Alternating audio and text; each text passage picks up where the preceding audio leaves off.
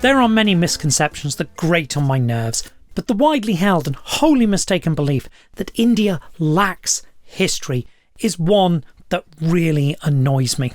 Oft repeated and dating back to the 19th century is the claim that before the arrival of Europeans, people in India did not write about history, that India was somehow exceptional in not recording what happened in the past, in having no interest in chronology or events, and it annoys me because it is often repeated by people who ought to know better. And I do not mean this in a vague sense. A lot of people who, again, ought to know better often claim there was a remarkable and distinct sense of time in India, that people in India engaged with the past only through genres unrelated to our modern sense of history, legends, metaphorical stories, and ideas of circular or immemorial time. But there were written histories, in the same way there were in Europe, China, or the Arab world, from Spain to Iran, writers who, insofar as any pre-modern writer can be described as such, are historians writing actual history, not just myths or stories or recording events, though people in South Asia did all of those things as well. I have an English translation of the Akbarnama. It was written in the 16th century. It is a year-by-year, blow-by-blow account of the reign of the Mughal Emperor Akbar, written by a court official at his direction. It is, in every sense that Thucydides or Sumartienne or Froissart are, a history. Yes, it's not a modern history, because again, nobody anywhere wrote anything like our modern conception of history until the modern historical discipline developed, and almost the moment that happened, its practices were adopted by people in South Asia. And the Akbarnama is not unusual. Ruby Lal wrote a whole article on how unexceptional it is as a text. There are a whole bunch of Mughal period histories. Lal counts half a dozen in the 50 years before the Akbarnama was written, and these are themselves unexceptional. Huge numbers of histories, often in our terms journalistic, or in the form of memoir or chronicle, but definitely histories, were written in South Asia and survive. Yes. People really make this argument that the hundreds of surviving historical texts somehow don't count because they derive from an Arabic tradition of conquest literature, entirely ignoring that even authors operating in Arabic or Persian were clearly working from earlier material in many places, and that these people were born and lived in India. But yes, that is how the argument goes. There have been historians in India for 1,000 years, but they were only Muslims.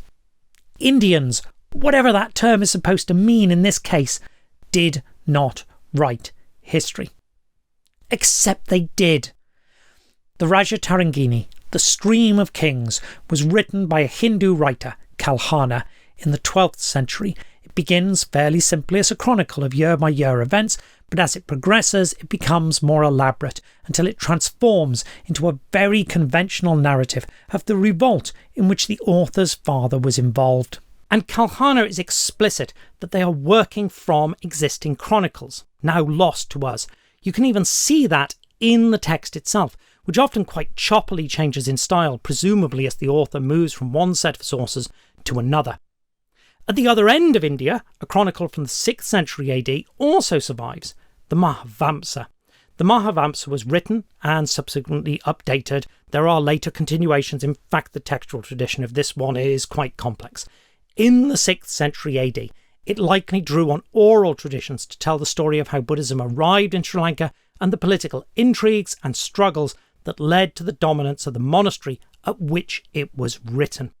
Yes, it's a self-serving monastic production and often credulously repeats traditions and miracles, but so are almost all pre-modern histories. Yes, I've literally encountered people attempting to caveat it in that way. There is an article I know in History and Theory which begins by acknowledging all of the Arabic and Persian histories, and then that the Rajatarangini and the Mahavamsa exist, and then just ignores all of that and launches into a discussion of what the philosophical differently conception of time was that stopped Indians writing the histories the article has just acknowledged they did in fact write. So yes, you see arguments that Kashmir and Sri Lanka are peripheral, that they somehow don't quite count. And yes, obviously, you know what I'm about to say. The Manjusrimulakalpa was written in the 8th century AD. It has interested historians like myself because it records in somewhat cryptic terms the conflicts between the Alkhons and the post-Gupta kingdoms in northern India. Definitely not at the periphery. And no, this is not some radical new discovery. K.P. Jaiswal published a discussion and summary of the contents of the surviving text in 1934. I know it sounds dumb when you say people did not write history in India before they did it in Arabic or Persian, except for Hindu writers like Kalhana, but the exceptions to this don't count because they're all Buddhist. And to be fair, I don't think I've ever encountered anybody framing it in a way that sounds quite that dumb. But I have kind of seen a version of this where people narrow the frame and suggest there's something about the theology of philosophy of Hinduism that mitigates against historical thinking, that operates either with myth or cycles or deep time, which, leaving aside how deeply problematic Hinduism as a historical category is, that is really just a disguised way of saying the dumb thing I just mentioned. And yes, buried in a set of texts called the Puranas, which are about as central a part of what we call Hinduism as it is possible to be, there are various copies of what seems to be a 4th century list of kings and dynasties. The prophecies of the Kali age. A translation was published by Parjata a century ago, and he noted in doing so that in some manuscripts people continued appending to that listing through to the 19th century. Yes, it's framed as a prophecy. Yes, it's not a particularly useful or detailed historical chronicle, but it is still, by any reasonable standard, a chronicle. People have written histories in India for as long as we have evidence that would allow us to tell if people wrote histories. So why on earth does anybody act like this didn't happen?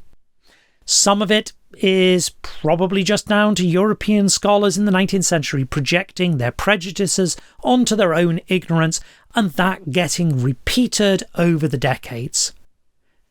But nothing I've just told you about is new.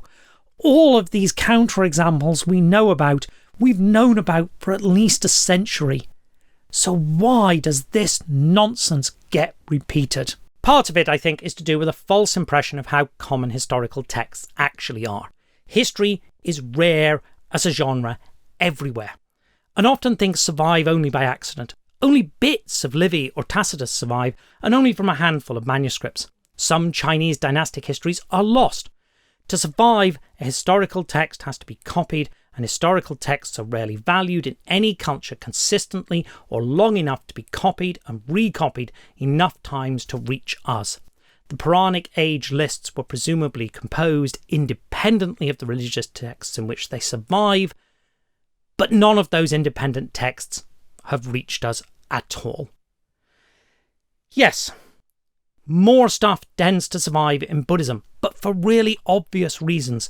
The translation of Buddhist texts took them to places like China, where printing was introduced very early, or Tibet, where the dry climate preserves manuscripts for longer. Anyway, I feel better getting that rant off my chest. And just finally to come back to the philosophical point of how you think about time. Thinking about time in the sense I do as a historian, as historical, is odd everywhere.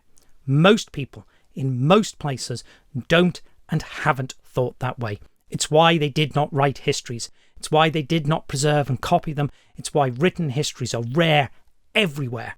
And it's why India, in respect of having produced them intermittently for at least 2,000 years, is very unexceptional.